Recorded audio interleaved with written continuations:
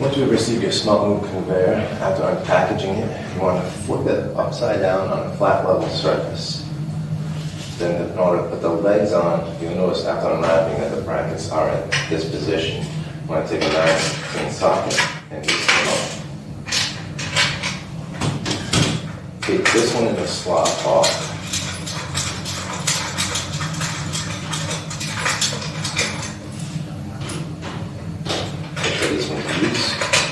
Put it into this position, and put the bolt into the hole of the leg, and the T-nut in the back.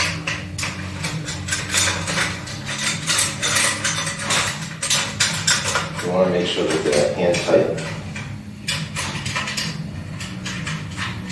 and then you want to loosen these top two bolts here.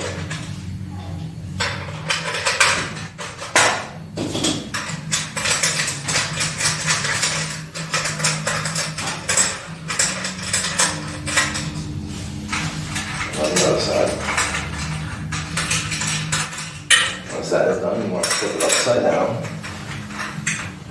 and slide the T-nuts into the channels on the bottom of the conveyor.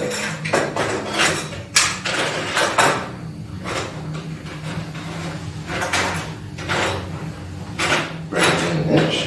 Make sure that they're nice and even.